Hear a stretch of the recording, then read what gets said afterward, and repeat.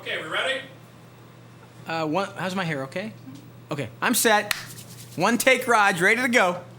Scene one, take one. Marker, and action.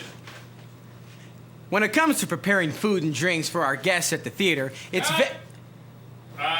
we can't use that one, Roger. You touched your hair before you grabbed that cup. You'll have to go wash your hands, sorry. Uh-oh. Okay, here we go. Okay, no touching the hair. Got it. Scene one, take two, marker, and action. Now, when it comes to preparing food and drinks for our guests at the theater... Cut. Sorry, Roger, you dropped that cup on the floor. We can't use it. Let's do it again. Here we go. Scene one, take three, marker, and action. Now, when it comes to preparing... Cut. What? You touched your mouth. Go wash your hands. Well, let's get some new ice, and action. You got it. 1, 2, marker. Count, stand by, and action. Now, when it comes to... Cut. What? You get that cup directly into the ice. You gotta use the scoop. You know what? That's it. Roger, one more Good. thing. You do it. I'm out of Roger, here. Roger. Okay, here we go. New host. Training series, NATO, Leo. Here we go. This will be cleaning and sanitation. There's your script. Tell you what, let's pay this guy in advance. I like this guy. He is good. Yeah. Okay, let's roll. Here we go. Okay, well, that's different. All right, Chief, I'm in. Here we go. Scene one, take 5, marker, and action. Now, when it comes to... Cut.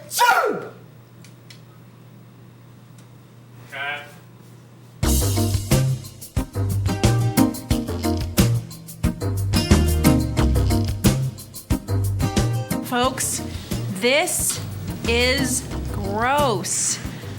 And so was that close-up of germs we just saw. Disgusting. I mean to tell ya, just knowing that those little microbes are crawling all over the place, yuck. But to know they could be passed on to food and drinks, well, it's not just repulsive, it's a serious health hazard. Each year, tens of thousands of people suffer poisoning due to the improper handling of food. This causes anything from stomach aches to severe illness, even death. Just because you can't see bacteria doesn't mean it's not there, and yes, it can be deadly. The good news is that germs don't travel anywhere on their own. It takes someone to move them around. And as you saw when I tried to shoot that scene a minute ago, it's pretty easy to do things that can contaminate our customers' food.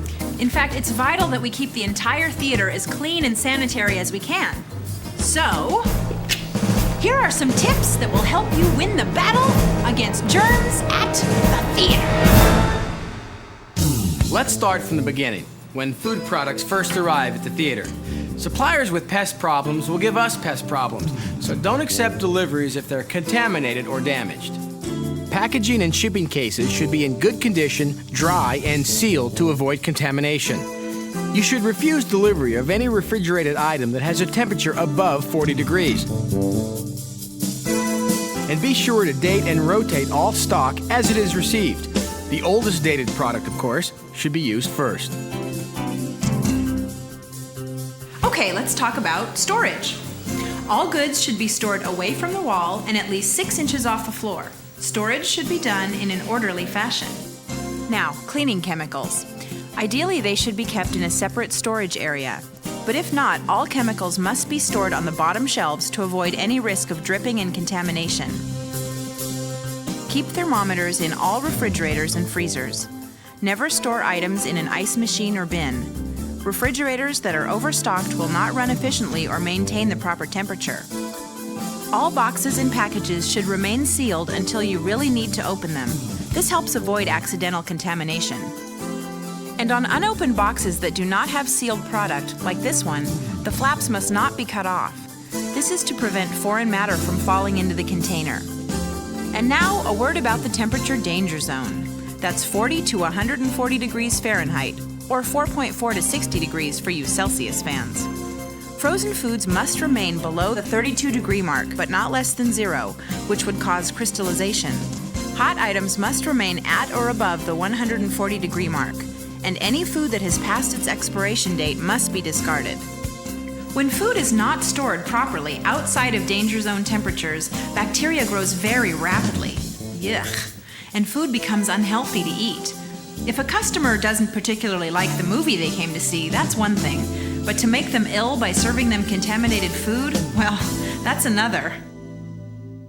Okay, let's talk about preparation and cooking, shall we? Now, one area to be extra careful of is cross-contamination. That's where the germs, that's right, those guys, that's where they get passed from one item to another. For instance, utensils or containers must be washed before being used on another item. The best idea is to wash them thoroughly right after their first use, not later when you need them again. Also, be sure to wash all containers and utensils after they've been exposed to raw product like meat or cheese. And it's also a must to use separate utensils for raw and cooked product. Not mixing old and new product is a good way to break the chain of contamination. And don't mix new product with old past the day of service. The only way to break the chain is to toss the remaining product at the end of every day.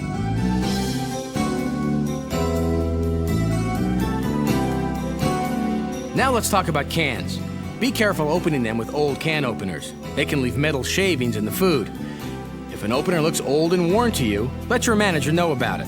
And also, don't forget to clean the opener. It may be the dirtiest inch in the entire kitchen. Anytime you open a product that comes in a can, immediately transfer it to a plastic or other airtight storage container and label it. Never store a metal can in the refrigerator once it has been opened. Open cans will contaminate the food product. When reheating food, always heat to 165 degrees. Items prepared in a microwave must be heated to an internal temperature of 25 degrees higher than the normal required temperature for that food. Something that should be held at 140 degrees, for example, must be heated in a microwave to a temperature of 165. It can then be held at 140 degrees. Move items as quickly as possible through the danger zone by using proper refrigeration and heating techniques. Do not try to thaw at room temperature. When storing items after heating, set the container in an ice bath in the sink. This will bring down the temperature very quickly. Never do this in an ice bin or ice machine. Okay, now a few words about the area that my co-host struggled with at the beginning of our show. Serving the customer. The fact is that when you're working in concessions at a theater, it's just like a restaurant. Picture yourself when you're greeted by a waiter. You've got to admit, this is not very appealing. Neither is this. Or this. Or this. And this is not particularly helping my appetite. People come to the concession stand because they want food and drinks, not to get grossed out. And the germs you could be passing to them could make them sick or worse. Here are some simple rules to remember. First, personal hygiene. Wash your hands constantly. Frequency is the key to avoiding bacterial explosion. Each time, soap and rinse with warm water twice per wash. Rub with soap for a full 20 seconds before rinsing. When should you wash your hands? Well, at the beginning of your shift for openers, and after every break. Also after sweeping the floor or handling money, after every rush, after coughing or blowing your nose or touching your hair, after getting your hands dirty in any way, or just generally doing anything that contaminates the hands. Remember to keep your hands away from your mouth and hair. Your hair must be clean and restrained. Some health departments require hats and issue fines to employees who don't wear them. This includes managers, or anyone who steps behind the counter for any length of time. Long hair must also be pulled back and away from your face. Smoking is not allowed due to your hand touching your mouth. Keep fingernails clean and trim. And jewelry can be a bacteria harbor, so keep it simple and out of the way. Always use scoops instead of dipping a cup directly into ice containers. And the scoop handles should never go into the ice container. The germs from your hand will contaminate the ice. Plastic gloves, tongs, or wax paper achieve the same thing when handling items like hot dogs, nachos, or cookies. And never put your hand inside a popcorn bag or serving container. And if any container falls on the floor, it should be considered damaged and set aside for inventory control. Counters and equipment must be frequently wiped down and sanitized with the proper solutions. All towels used to wipe food surfaces should always be stored in a container of sanitizer solution. Now, at the end of the day, there are general cleaning and sanitizing procedures that need to be followed. Here's a list. For one, remove all perishable items and store them in the refrigerator. Perishable items such as hot dogs, cheese, and condiments will go bad after a certain amount of time or under certain conditions. Turn off all food preparation equipment and disconnect electricity for proper cleaning and for your personal safety. Check floor drains and clean out any obstructions. Sweep the floor. Clean and sanitize all dishes using the 3-compartment sink and this 5-step process. First, scrape, rinse, or soak heavy debris off of a dish. High water temperature does the best job. Number 2, use detergent in the first sink. Immerse the dish, allowing the detergent to work for up to 5 minutes if necessary to penetrate cooked-on food particles. The detergent acts as an agent to trap grease and germs so that it can be rinsed off. Cleaning with the detergent does not kill germs, it only gives a clean appearance. Now, the difference between clean and sanitary is that when something is clean, it looks clean, and when it's sanitary, it's free of germs. Third, use the second sink to rinse. Be sure to rinse off all of the detergent as it will neutralize the sanitizing solution. Number 4, use the third sink to sanitize. Use a commercial sanitizing solution in the proper measure of warm water to sanitize the dish. This is necessary to kill germs. Use sanitizing strips to test the solution according to manufacturer's instructions. Finally, air dry the dish. Towels can recontaminate the dish with germs and do more harm than good. After you're done with the dishes, disassemble, clean, and sanitize all food service equipment on a daily basis, according to manufacturer's recommendations. And clean and sanitize all food contact surfaces such as countertops, glass surfaces, and work tables.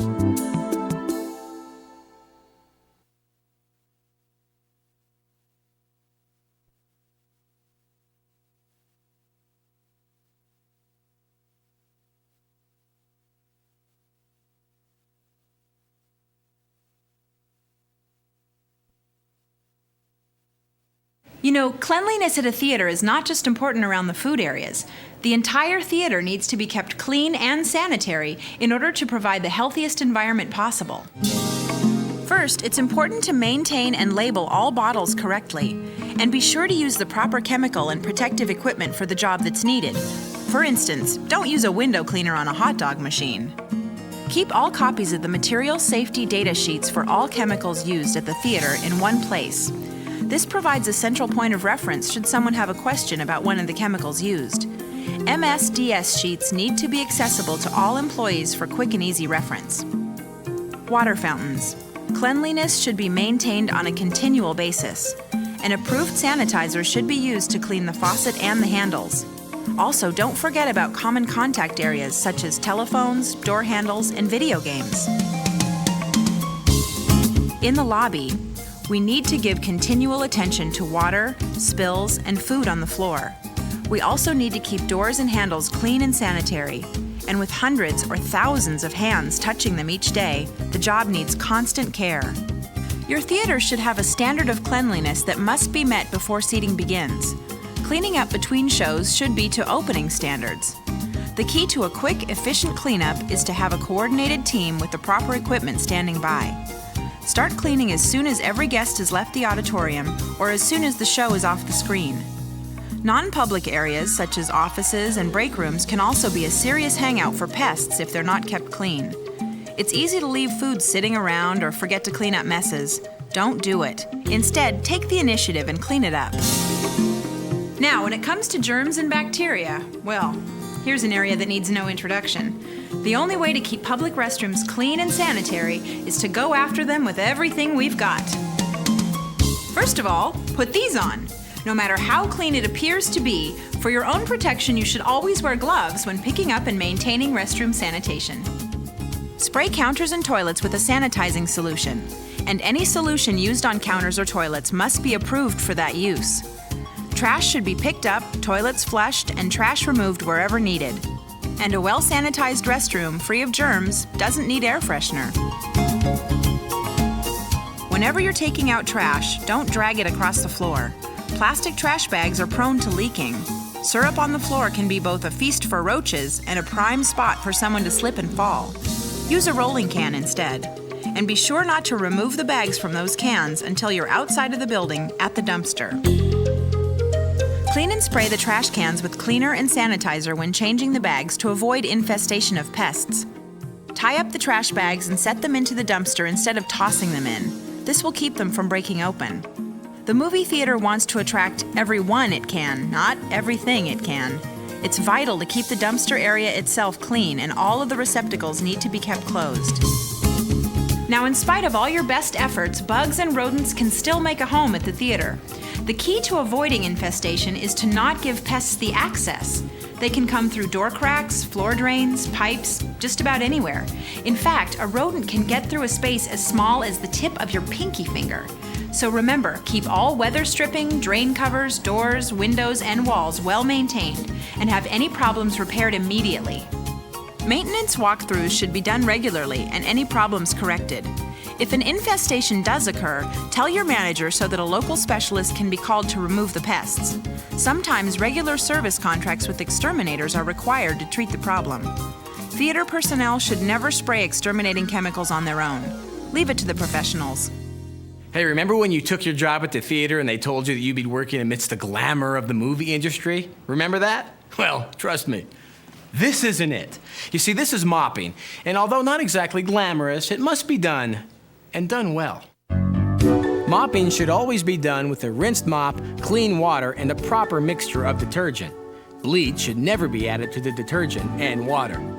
The water should be changed as needed, and mopping should be done in a figure-8 pattern while standing upright to avoid straining your back.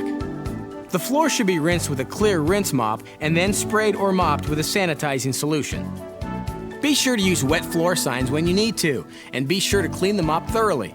If the mop smells really bad, that's a clue that you've got a breeding ground, folks. And yep, they're back. Okay, I promise we'll never show those again. Frankly, they're making me a little sick. And you know what else makes me sick? Thinking about the layers of gunk that can potentially build up on the floor in an auditorium if not cleaned properly every time. And there's only one way to get it clean, folks. The 2-bucket system of mopping. The problem is that after a few rows, the mop water becomes so full of syrup from soft drinks that you wind up spreading an even coating of syrup over the entire floor. The 2-bucket system allows you to keep 1 bucket full of clean water. Start by mixing your floor soap with very hot water. Piping hot water enhances the soap's ability to clean up the syrup. Take along a second empty bucket with a wringer to squeeze excess liquid from the mop. Dip your clean mop into the hot soapy water, but don't squeeze out any excess water. Then, mop the floor until it's almost dry. Squeeze the dirty mop into the second bucket and dip it into the soap to prepare for more mopping. So as you can see, your mopping water stays clean and the dirt and germs go into the yucky bucket. It's the 2-bucket system. Try it, folks, and clean floors will be a coming attraction. Well, I guess I'll have to wash my hands after the producer pays me for doing this gig, huh? Handling all that money, you know. Oh, God. You know, Roger, I'm actually surprised with all the years you've been out of work as an actor that you're not a better waiter. What are you talking about out of work? What do you think I've been doing the whole show? Acting! Remember when I touching my hair and sneezing all over my hands and I was supposed to wash my hands? Yeah. I only pretended to wash my hands. Oh, you're disgusting. I can't work with this.